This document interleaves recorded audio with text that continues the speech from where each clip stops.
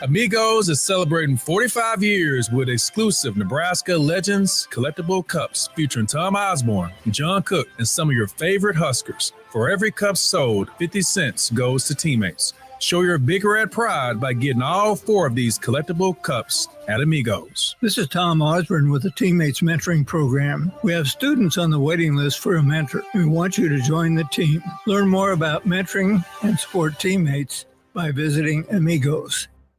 And over.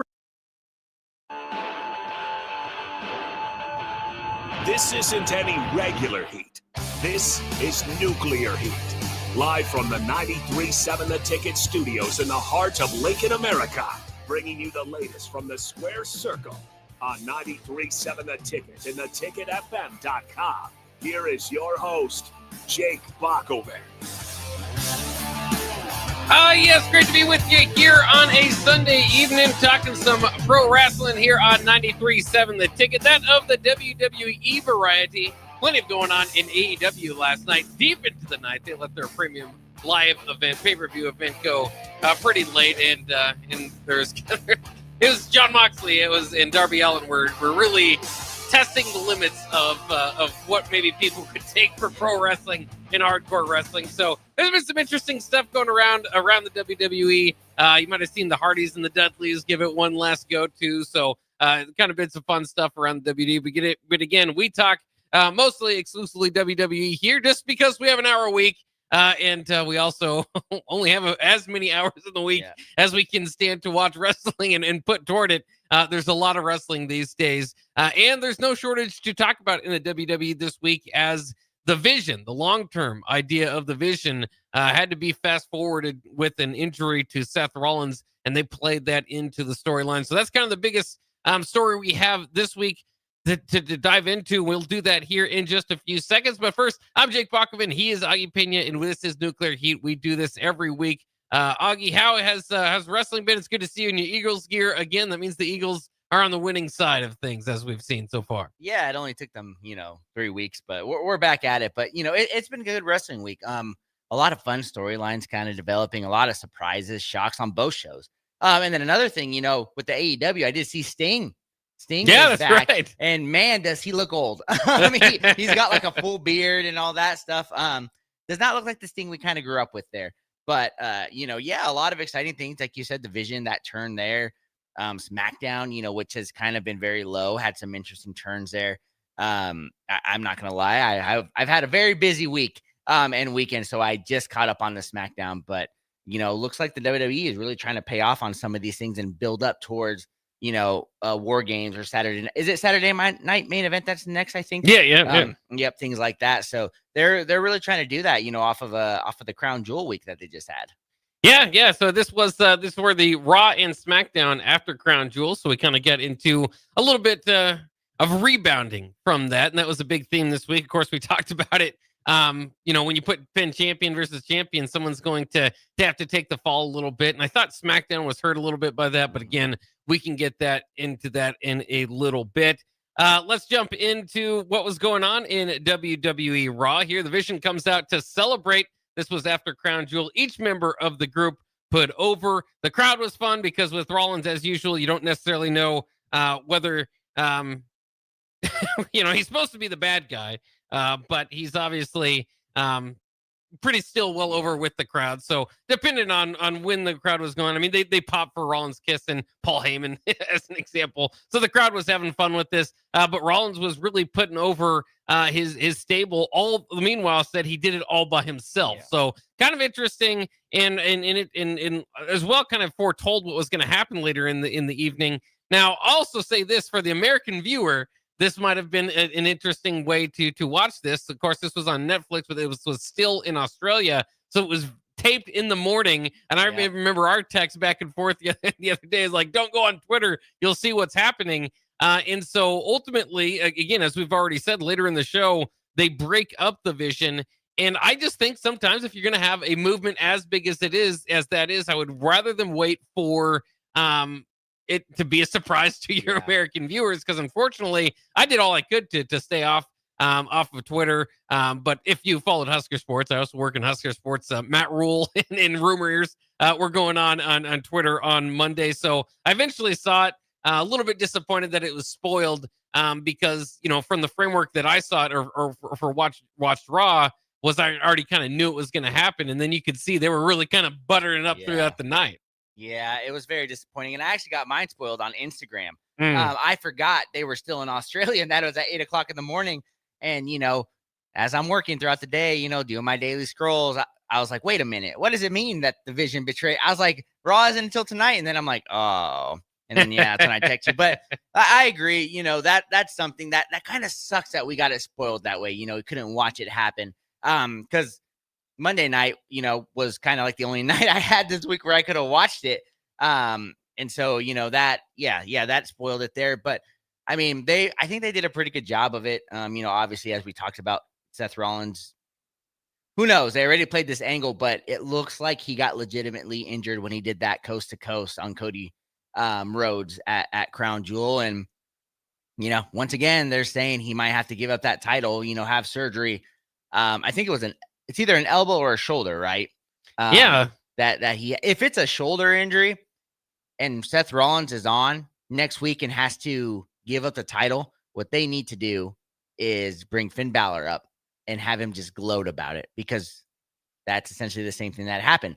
Seth Rollins and Finn Balor were going after the title, that first Universal title. Yeah. Finn hurt his shoulder and had to give it up. We're always looking for an angle to get Finn back into the top ranks. But it was a great opening segment. I thought the way, but like you said, you could see it because Rollins was like, I didn't need anybody. I didn't need the Shield, the Vision, nothing. And you're like, all right, when the end of the show comes. But now I'm curious as to what's next for the Vision. There's a lot of rumors that they're going to bring in somebody like a Brock Lesnar. I don't think they need a Brock Lesnar. I think the three of them can do their own thing, especially now your boy Bronson Reed got that win over Roman Reigns. I mean, he's on top of the world, and Braun Breaker, we've been talking about being a world heavyweight champ now, and they got Paul Heyman as their mouthpieces. They've got the three pieces they need there. Yeah, it's interesting because it depends on how you look at it. I think that they had to fast forward this storyline. I think if you would have been able to more establish the Vision, remember the Vision didn't have a name for like its first 2 months of being around, and this was all an angle out of WrestleMania, seemingly headed toward the next one, right? Mm-hmm. And so it's this was dealt with kind of long-term storytelling or booking or in all that. So like even the Bronze getting together and they didn't have a tag team run or anything, but they kind of were on the main event of almost every SmackDown and Raw here the last couple of weeks. So it kind of worked out, but at the same time, I don't know if they got the rub that they needed to really be top stars, as opposed to being able to hang out with the Vision, be that the top basically heel faction in the company, and really settle in as top stars. Because Bronson Reed, again, like you said, they're doing the right thing as far as booking them and getting them there, because that was the plan at some point, was to do this. But even Paul Heyman, and we don't know who he's necessarily going to side with. I think they did a good job of telling that too. Paul's obviously the scared guy in the middle of the ring that doesn't want to anger the people that are currently winning the fight. He often takes that stance. So there's a lot of different angles. Like you said, Brock Lesnar would definitely be interesting way to kind of get Paul Heyman back into the mix there. But do you feel? Again, there was a long road to go down for Bronson Reed to be a top guy, but they've done enough to make him, I think, a top or one of the top heels, and I think he can continue that. But Braun Breaker specifically is who they call the future of the company, going to headline WrestleMania and all that. And I think while he's over and people kind of like barking at him and his ticks, I just feel like this ultimately could come back on these guys. Just because I don't know if they got. You always kind of think about, some of the previous, like Evolution. Yeah. Randy Orton and Batista being able to get the rub from Ric Flair and Triple H for a long period of time. Again, they didn't even have a name for half the time they were getting the rub from Seth Rollins. Yeah, and it's, you bring that up, you can say Bronson Reed pinned Roman Reigns, right? That's one of the biggest names out there in the WWE. Who did Braun Breaker beat during this run? He tag team. I'm so sorry. My love for LA Knight, but LA Knight, Jey Uso. Who was the biggest name, that he took out? It almost felt like, Bronson Reed and Roman Reigns had, kind of a side story. Braun Breaker didn't really have a side story with anybody. He was kind of just he was the vision. So them pushing the guy, it feels like the rub with, like you said, with Bronson Reed, was exactly what they needed, what they wanted for that, but for Braun Breaker, it didn't. So it is pretty curious. And then also, I'm gonna ask this question here, just because I think, Seth Rollins, we know, one of the main guys in the WWE, but do you think this might be the last time the WWE makes any major plans around him? Because this is now like the second or third legitimate injury he's had, either during a championship reign where he's the main guy trying to carry like Raw, which he's doing right now. Now did it again. This was supposed to set up kind of the future for the WWE as well. Now, I mean, with the shoulder or an elbow injury, I don't remember which one it is. I mean, we're talking WrestleMania might be out of the card again, and it looked like, CM Punk, Seth Rollins, we were finally going to get that WrestleMania. And now, who knows when he can come back from that, and if there would be enough time to build a story off of that. So, yeah, I mean, do you even think Seth Rollins could be that major player again once he comes back? I don't know. I think they will be a little bit more skeptical maybe to go in that direction, but he's been such a company man. I mean, over the years. I remember when he did come back at one of those times and attack Roman Reigns. It was one of the biggest pops that we've seen, again, maybe in the last decade. So, I mean, it's always funny because you have to listen to their storytelling sometimes, too. He had a feud. I can't remember who it was when he had the bad back, right? And you're kind of saying, well, maybe he's not at the best portion of his career. Yeah. And then just a couple weeks ago against Cody Rhodes, like we're meeting each other in our prime. We're the best in the world. And so, you always wonder. So part of that is going to be how well he heals. But it is unfortunate to see him obviously going to go away here. They've got other stars that can take his place. I've said it before. It felt like when Roman went out due to leukemia, I don't know if there was it left a hole. I don't know if that was ever filled with Seth. I mean, I think you can fill it, but I don't know if the vision's as interesting without him, even as they move forward, because you're just missing the top guy, right? I mean, you're missing the guy that is the one we all believe and know as one of the best wrestlers in the world. Instead, you're working with two up-and-comers. Yeah, and, you were talking about it, that CM Punk, right? He could end up being the next guy, with that. But then after that, I mean, other than like Jey Uso, LA Knight, who, I'm sorry, gets pinned all the time. Gunther's been out of action for a long time. He's kind of been out there. I don't know, man. I mean, yeah, like I said, CM Punk can kind of deliver it. On the women's side, they have it, but I get a little nervous, because he had just beaten Cody Rhodes, was the main champion. And, the next day it's like, oh, he's injured and his stable just broke up, and, they haven't made the announcement yet, but it seems like it's heading for he's going to have to relinquish his title, and they're going to have to figure out where to go from there. Yeah. And it's interesting, too, as we saw later in the night as CM Punk won the number one contenders match. It was all kind of leading toward finally we get Seth and CM Punk. So a little bit missing out on that, but it is what it is. It's wrestling. Again, that's why we have shows like this, is where we talk about the different things they have to do. Yes, it's predetermined, but all these characters that you build, these storylines that you build, can go away in an instant with the long-term injury, and that's what we have here with Seth Rollins getting injured. Let's jump into the in-ring action here for the evening as well.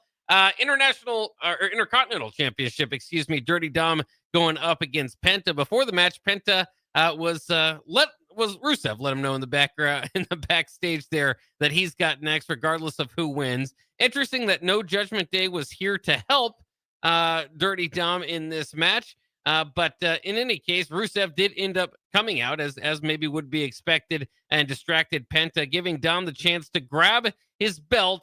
But maybe more importantly, the timekeeper's hammer. So he used the belt as a distraction. The ref took it away. He put the hammer in by his boot, and then he hit the 619 and a frog splash for the win. So creatively, again, Dirty Dom gets the win. Rusev will be up this week, but we'll see if Penta gets involved. There might be a three-way battle that we're going to ultimately get here. But it's just Dirty Dom's storytelling in these matches have been pretty fun over the last couple weeks. Yeah, no, I think it's been fun. And like you said, it's been him kind of by himself, having to figure out how to do it. So that's been interesting.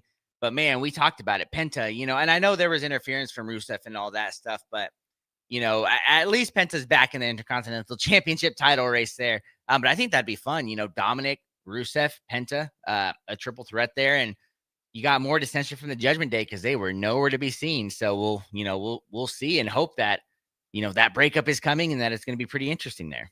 Yeah, lots to still look at with Dom and the Judgment Day moving forward. You think Rusev? I was kind of thinking about this. A few different thoughts on this match, by the way. Dom's new lucha mask tattoo on his neck. Yeah. Neck tattoos have been all the rage since Cody did it. Yeah, no, I'm not a huge I know I have a sleeve and all that stuff, but there's kind of a limit to the tattoos.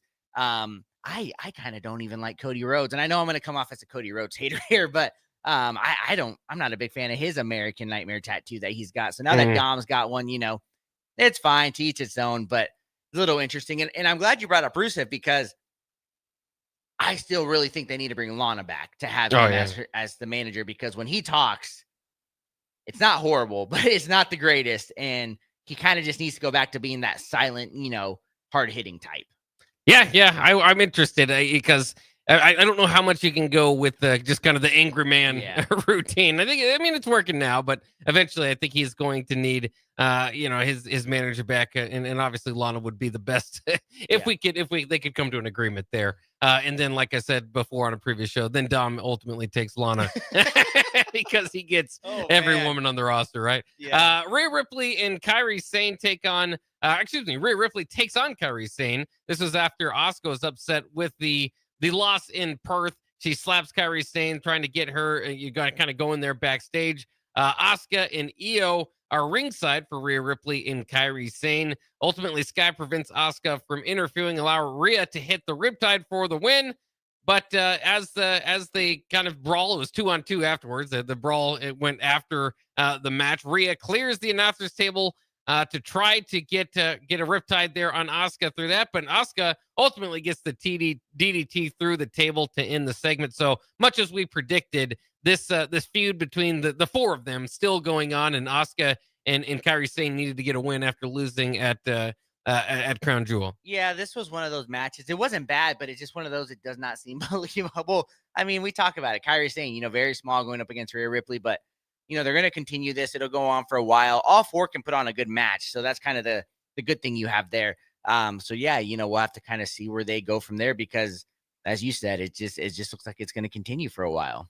Yeah. So I mean, I don't know what's necessarily next in that matchup. At some point, it's going to be interesting to see when Kairi Sane turns on Asuka, but I think we've got a while for that as Rhea Ripley and Io Sky continue to try to work maybe as a tag team. From there, we had Bronson Reed take on Jimmy Uso. Much of the story throughout the night around Jey Uso was that he was not going to try to interfere in this match because he had a number one contenders match later. However, Bronson Reed did get the win ultimately with the Tsunami, and then Braun Breaker comes out with the spear. So Jey has to make the save, get a little bit beat up for his efforts, but ultimately they stand tall. But good storytelling here again. I think with what Jay's goal was, and to get Bronson Reed another victory. Yeah, no, 100%. We talk about it. Bronson Reed is kind of on a roll. I mean, if we're going to be honest, Bronson Reed should be the one going after the world championship belt. He's the one that's kind of had all the momentum on there, and this whole Jey Uso storyline, just continues here with that. And with Jimmy, hey, at least he's getting matches again. He's kind of in the spotlight again, kind of doing some things there. So that's good. And man, I still got to tell you, every time Bronson Reed does the Tsunami and his arms just kind of do the little, do yeah. I just like, that would be like the most devastating, move in the WWE. But the fact that he does that, just to me, it just makes it comical.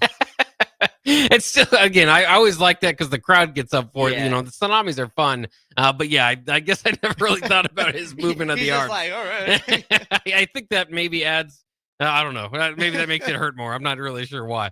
Let's move on to Bayley and Lyra Valkyria against Roxanne Perez and Raquel Rodriguez. Once again, this has been a feud that's been going on. I'm sure we'll see it tomorrow night as well. Lyra Valkyria had to draw out the old Bayley, if you will. Finally hits Bayley with a slap, her own teammate throughout the match, but that turns Bayley on. She goes on to Rose Plant Perez for the win. So we will see. It is interesting. Perez did approach La Primera during this match, or during this episode too. So maybe they might head that direction as far as the feud goes there. But Bailey Lyra Valkyrie, do you trust her if you're Lyra at this point? No, not at all. And then the whole thing about what Michael Cole's saying too is that Bailey's been messaging him, like text messaging him all week, and he's like, sometimes it's nice, sometimes it's not. It's on and off. It's like that, but it's an interesting character for Bailey. I'd say I know I was kind of critical of it before, but I think it's going all right. And Lyra, this is kind of giving her a good rub. I'm not as exhausted of seeing her on the screen as I previously was on there. But man, I gotta say, I'm still a little confused on what they're doing with the Judgment Day there. Because Liv Morgan, her return is probably impending, and you got Roxanne and Raquel losing, so much. So I'm kind of curious to see what they're gonna do with that. Yeah. I mean, they do an interesting job with those two, whether it's in singles action or as a pair, where they'll win matches you might booking wise not expect them to, just to kind of keep them hot. But I mean, ultimately, like you're saying, they lose enough too that it's like, all right, where do we see them as? And right now they're I guess doing a good job as kind of the filler heels at the moment. Then we get to the number one contenders match here: Jey Uso, LA Knight, and CM Punk. Couple close calls here throughout the match. Again, these three feel like they've been in the same circle here, at least fighting for this opportunity. So it makes sense that they all got the opportunity. Ultimately, this is the segment that the Vision did, ultimately turn on Seth. That's not before CM Punk wins by getting his knees up on a Uso splash, and then the GTS for the victory. The Vision comes out to clear out the ring. They attack everybody. But then, as we think that's the end of the show, the little WWE logo goes up. Braun Breaker spears Rollins. We had a little questioning there. There was a half a second where you're like, okay, well, what's Bronson Reed going to do? He joins in on the attack on Rollins, and Heyman, again, reluctantly kind of joining the two that are winning at the time to go there. So we don't know. What we do know is CM Punk has the number one contenders opportunity.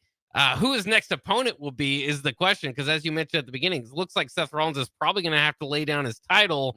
Maybe Braun Breaker making a case for this. And then, of course, in storyline, they're going to tell that Braun Breaker is taking Seth Rollins out. Yeah. So, it's interesting to see what kind of dance they do creatively here with the injury. Yeah, what I would do is have like a King of the Ring kind of style type of thing, right? So those are always fun. Yeah, you have that going on, and CM Punk, let's say he kind of makes his way to CM Punk is guaranteed a championship spot. You got literally, I don't care who it is, but just like for the next 2 weeks, 3 weeks, you literally just have, every male wrestler on the Raw side is participating in it. Boom, there you go. You just have that, have it be fun. And even if you get to Braun Breaker versus CM Punk, at the end of it all, at least you gave us something entertaining and you were able to fill it like that. Because I think that's where you should go, instead of just saying, oh, Braun Breaker took out Seth Rollins, here you go. You get his, essentially, you two are the first ones. And yeah, that's just one thing I kind of don't want to see.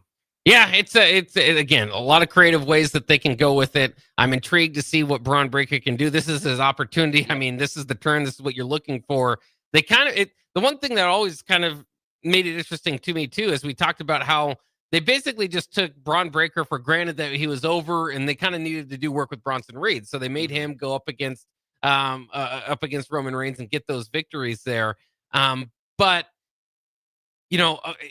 I don't know if it ever made the most sense in the world that Breaker ever teamed with the Vision, right? Yeah. I mean, when he was on his own, he won the U.S. Championship, I think it was, or maybe it was the Intercontinental, whatever it was. Yeah. But he seemed like a pretty confident guy who was going around, didn't need help himself. Still here with the help from Bronson Reed.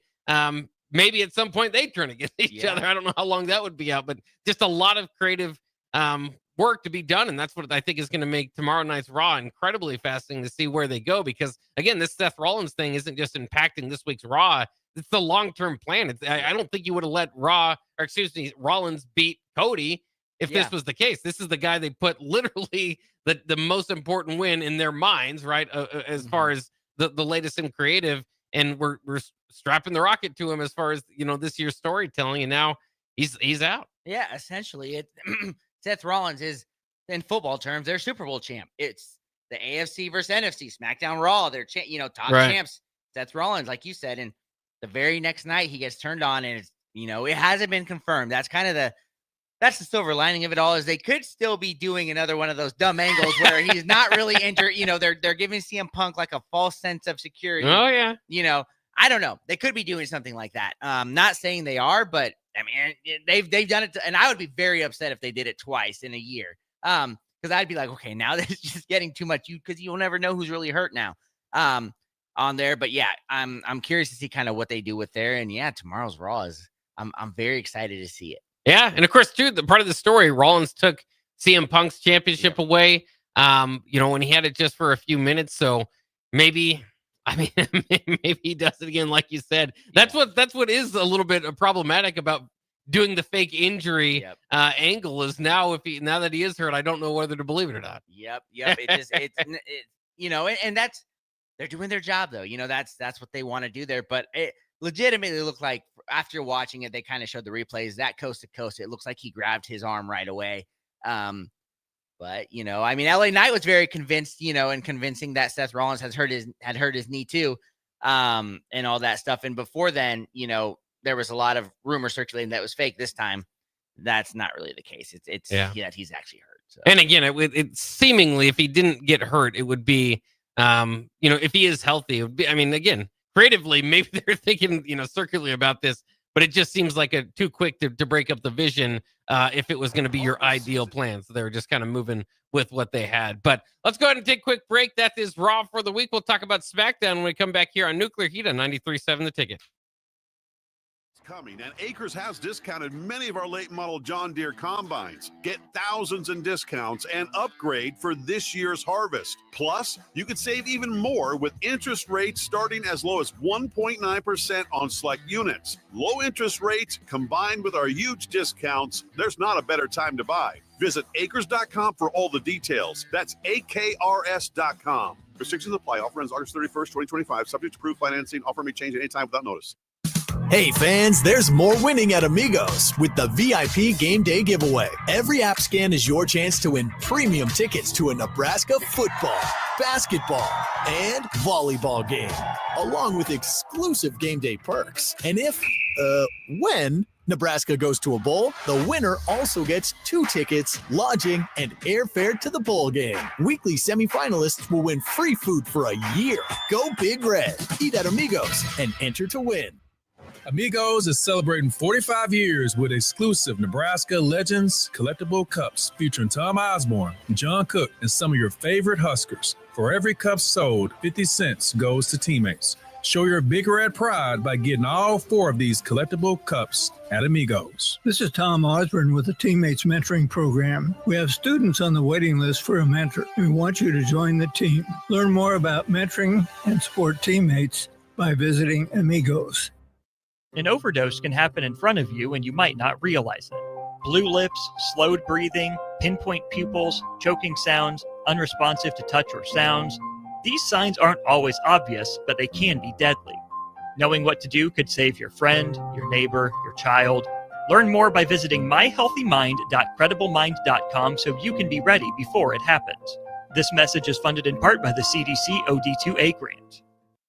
This is former Husker and NFL linebacker Jay Foreman. For years, I've suffered from degenerative problems in both of my ankles, but thanks to a thorough and thought-out plan provided by Advanced Medical Imaging, I was able to get my life back with the least amount of pain as possible. While working through multiple options, the team of physicians at Advanced Medical Imaging were there to answer any questions I had. If you're experiencing any pain at all and want to get your life back, go to amimaging.com or give them a call at 402-484-6677. Advanced Medical Imaging, located at 7601 Pioneers Boulevard. At Parkview Animal Hospital in Lincoln, it's not just their professional care that sets them apart, but their warm staff and state-of-the-art facilities. Whether it's for a routine checkup or a comprehensive medical procedure, at Parkview, your pet isn't just another number, but a valued member of their caring family. Visit them at pahlincoln.com today and in person just south of 14th and Pine Lake Road. Parkview Animal Hospital, your pet, their passion for happier, healthier, furry friends. Limitless Male says, it's all fun and games until your testosterone plummets. Testosterone levels can start falling as early as age 30 with symptoms like no energy, poor sleep, brain fog, belly fat, muscle loss, and mood swings. If this sounds familiar, get your testosterone checked at Limitless Male. We'll get you back in the game with more strength, energy, and confidence. When you feel this good, you'll wonder why you waited so long to get a free consult at Limitless Male. Get scheduled today. I'm Karen Carr. I've been a realtor for 31 years. When I made a company change 12 years ago, I chose Lincoln First Realty, now NP Dodge. It's the oldest independently owned realty company in the country. Since becoming NP Dodge, we've continued our tradition of community involvement. Our management and staff are always available to offer support in marketing, technology, social media, and educational opportunities. Expand your career with NP Dodge. Call Eric at 402-434-2222. Are you looking to upgrade or improve the garage door on your home? This is Cameron Hall of Doors Plus. At Doors Plus, we guarantee to offer a wide selection of options from 5 leading garage door manufacturers as we deliver a free estimate, exact measurements, and rapid installation with a 3 to 5 week time frame. When you choose Doors Plus for your residential garage door needs, you'll work with our experienced technicians and be ensured that your new door seamlessly complements your home. Give us a call at 402-590-5800 or visit us online at DoorsPlusLLC.com. Doors Plus, garage doors and more. What's better than supporting your favorite radio station and eating delicious Nebraska-made products? Smoking Gun Jerky of Nebraska wants to highlight you, the listener, on the 93.7 The Ticket Wall of Fame at the store. Stop by the store at 48th and R in Lincoln and see their huge variety of small batch gourmet jerky. Or if you're not in the area and want to try some, go to SmokingGunJerky.com and enter code EARLY for 10% off your purchase. It's the ultimate low-calorie, high-protein snack at Smoking Gun Jerky of Nebraska. With UBT, you've got total control over your money. Like Doug, who runs his game day tailgate like a well-oiled machine. I got burgers, brats, chicken, dogs, plus all the fixins. And with the UBT Go app, I can track my food spending from anywhere. Pro move. They don't call me Grill Sergeant for nothing. No matter your goals, UBT helps you feel good about reaching them. Union Bank and Trust. Member FDIC. Back to Nuclear Heat with your host, Jake Bockoven on 93.7 The Ticket and theticketfm.com. We're back here on Nuclear Heat on 93.7 The Ticket. Thanks for joining us as we talk some pro wrestling this week from the world of the WWE. We talked about Monday Night Raw and the biggest story, I think, in the WWE this week, which was the split of the Vision with the Braun Breaker and Bronson Reed turning on Seth Rollins. Of course, all of that with the backdrop of Seth Rollins expected to have to drop his title with a real-life injury. So, interesting way to start off the week on Raw. Then we, of course, went back to SmackDown this week. Good from the good old-fashioned USA. So, normal start time for SmackDown this week. Nick Aldis opened up. He announced that Jacob Fatu versus Drew McIntyre is going to be a number 1 contenders match for Cody Rhodes' belt. Cody Rhodes then goes out, basically resettling himself as the show's number 1 guy after losing to Rollins at Crown Jewel. And that's about all that promo was. Yep. It was kind of just saying, yes, I lost to Seth Rollins, but our story is not over there. So even saying, hey, we're, there's potential down the line for them to get in the dust up again, or maybe that was just kind of a, hey, he's got the scoreboard, but I have one more or whatever. Again, just trying to position Cody as the top guy on SmackDown. Very interesting, though, because before the end of the night, we'd see that Jacob Fatu was attacked backstage before his match with Drew McIntyre for this number 1 contenders match and was then able to compete. He was left, in fact, in a pool of blood with his teeth hanging out there. So it looked very gruesome. I give him credit for that. Drew McIntyre claimed not to have anything to do with it. They made Cody mad, so they went out and had their own match in the main event. But it was just kind of an interesting, in the wrestling community kind of reacted to this interestingly too, is, they kind of highlighted the fact and made you excited for Jacob Fatu's potential possibility of mixing things up with Cody. So why even do that if you're going to write him off? Because this is another thing that was reportedly due to Jacob Fatu, a real life injury, not as long term, but supposedly something that is going on with his mouth and his teeth. So I liked the way that they worked that in. I just didn't like the fact that they set it up on a tee to take it away. Again, that's part of wrestling is the entertainment aspect, but it just seems, especially after a week where Rollins is being, that side of the, that belt is being, you have to adjust due to real life circumstances. You could have avoided it here and they almost leaned into it. Yeah, and it's one of those, we on the SmackDown side, I don't think there's anybody we've talked more about being deserving of a title opportunity than Jacob Fatu.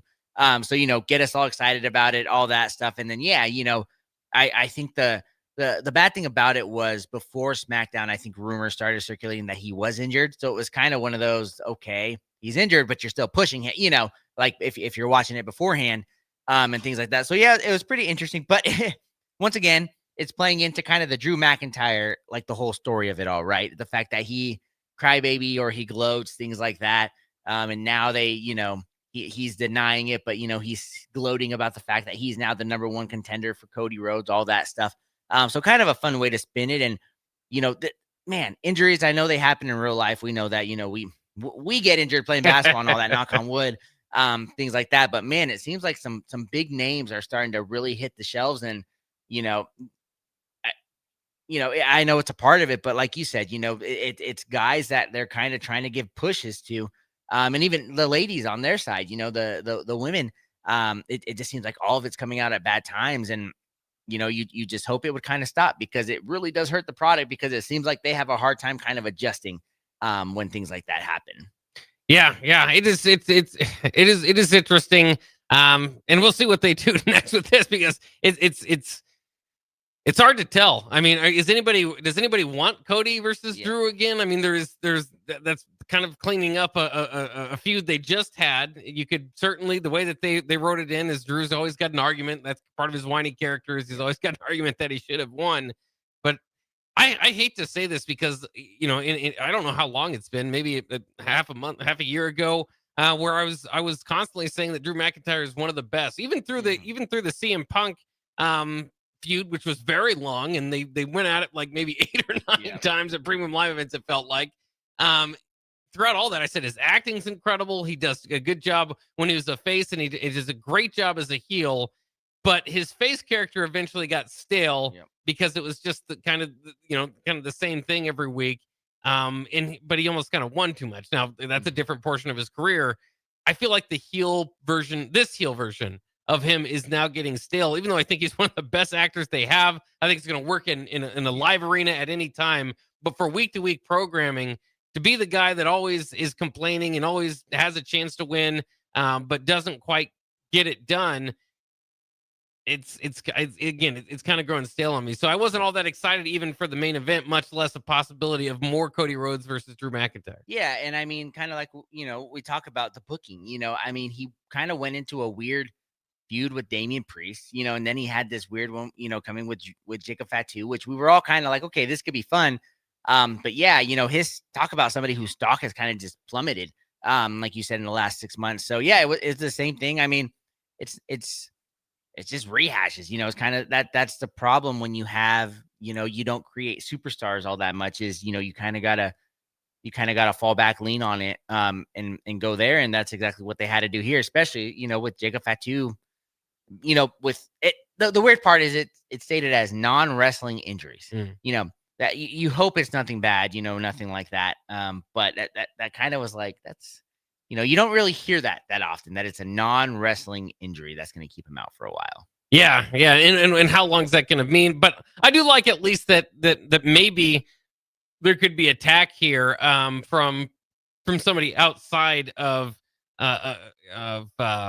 we're just talking about it. The Scottish Warrior, Drew McIntyre. Yeah. Now the easy route there is, and we'll talk about them later, is the MFTs maybe being part of this, as they're kind of targeting everybody here. But they could do something kind of interesting there too, if it's a surprise about somebody who attacked him. Yeah. But we'll see. Yeah. Charlotte Flair and Alexa Bliss then took on Sol Ruca and Zarya. Tag team titles on the line here. Blake Monroe was at ringside from NXT, kind of not really even getting involved, but annoying maybe. Sol Ruca, if you will say. So Sol Ruca did hit her Soul Snatcher on Charlotte Flair. Again, one of the best finishers in the business. But Alexa Bliss was able to break up the pin. Sol Ruca eventually does get bothered by Blake Monroe. So kind of continues the storytelling there for the NXT side of it. But Charlotte Flair takes out Sol Ruca with a figure 8. Sol Ruca has to tap. So Charlotte Flair and Alexa Bliss probably moving on. But this is a short, fun feud. They've done this in the past, kind of letting you know who these NXT stars are. I think it's a great way to be able to kind of check in, cross promote, while at the same time bringing you something interesting. Whatever comes of this, one way or the other, I was entertained from the Soul Snatchers that we got here on the main roster. Yeah. They're very impressive on that. And at least they're doing something with Alexa Bliss and Charlotte Flair right now, because talk about non-existent tag team champs again. You thought when they put these two superstars together, I would say two future WWE Hall of Famers together, they do more to carry that title, and they didn't. But this was really the Sol Ruca show on there, and they've kind of been talking about her for a while. So that was pretty fun. I was entertained. We talked about it. You wouldn't have been, I guess, too surprised if the titles would have changed hands here. But I think the right thing to do, of course, is to keep it on Charlotte Flair and Alexa Bliss for now. Yeah, we'll see. There's some interesting things they could do eventually. Would love to see Rhea Ripley and Io Sky eventually against Charlotte Flair and Alexa Bliss. Maybe that's asking too much for. I mean, they don't typically care too much about the women's tag team champions, or haven't placed that much of an importance on it. But right now, I mean, it's not a hard thing to foresee. I mean, you've got a lot that you could work with there. So we'll see what they do. Of course, those teams being on separate rosters might get in the way of all of that. Let's go ahead and take a quick break. We've got a U.S. Open challenge to talk about. Sami Zayn wasn't necessarily going to get it, Nick Aldis said, but he got it anyway, and he ends up probably regretting his decision. We'll talk about that when we come back here. Quick break here. We'll jump back into it on Nuclear Heat on 93.7 The Ticket. A1 Automotive's second location is now open at 5110 State Hill Drive, just off of Yankee Hill Road. The new location continues to specialize in all makes and models and provides personalized service as they have for 15 years. With the school year here, A1 Automotive reminds you that college students get 10% off any service, and they offer free tire repair with a valid college ID.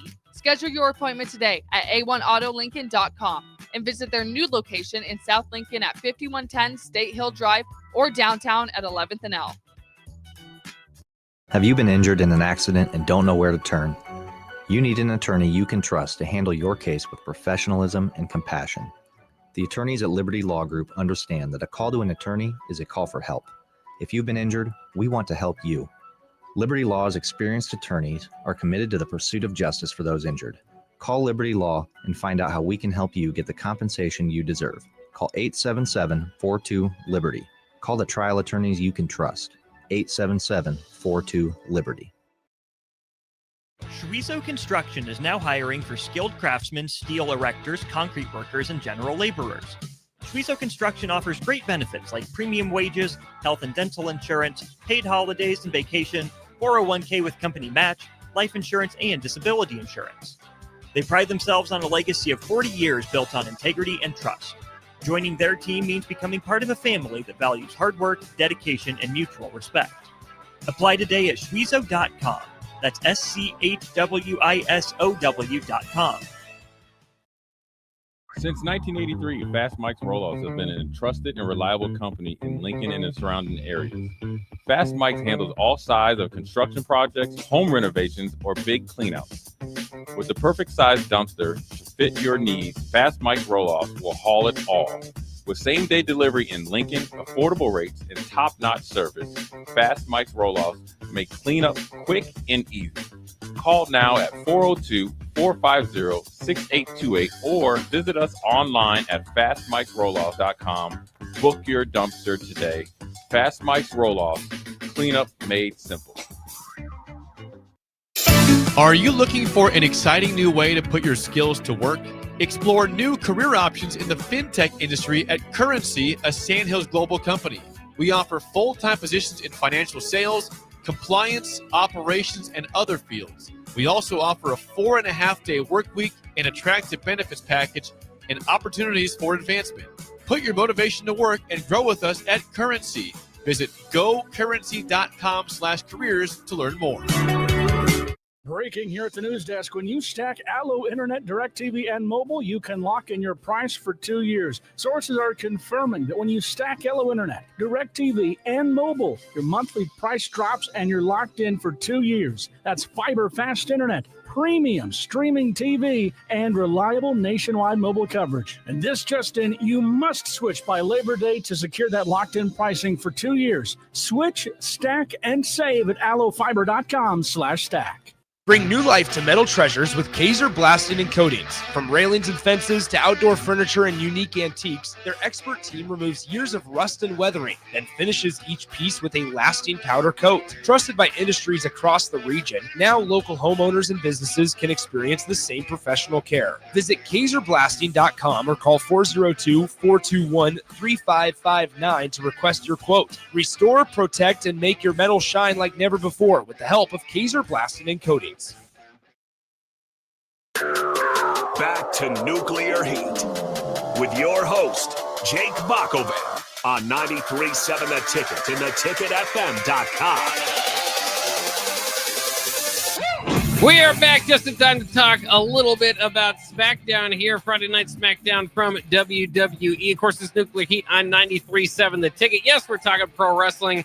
If you and your pro wrestling friends are looking to listen to a little bit more of the breakdown, let them know about Nuclear Heat. We're here every Sunday from 9 to 10. Myself, Jake Bockoven, and my tag team partner, Augie Pena.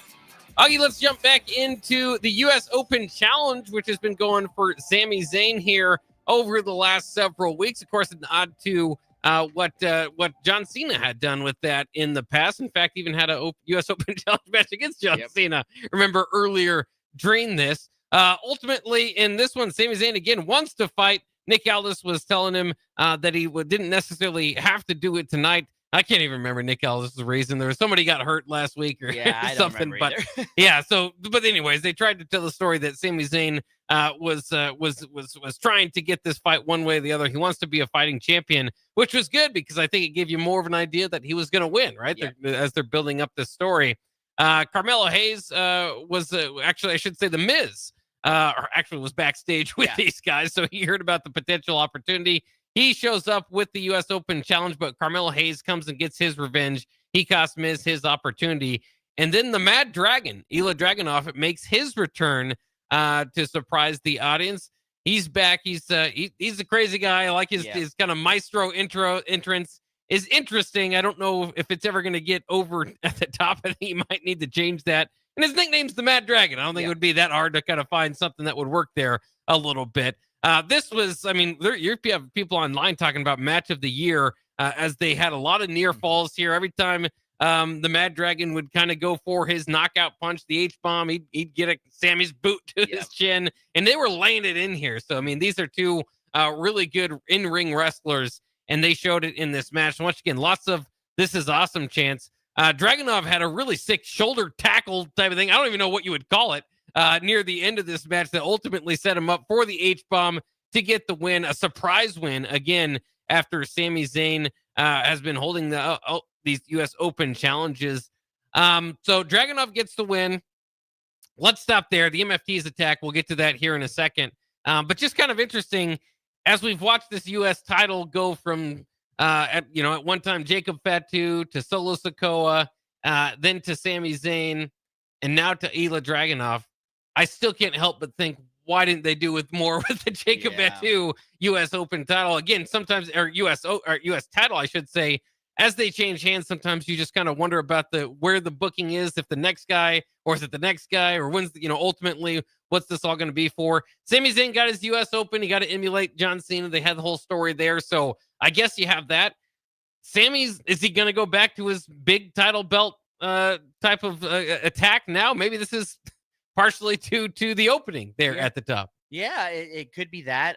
It's either that or, we're going to go back to the whole, you can't even call it Sammy underdog story, right? Because he was a champion that just got beat by the underdog on there.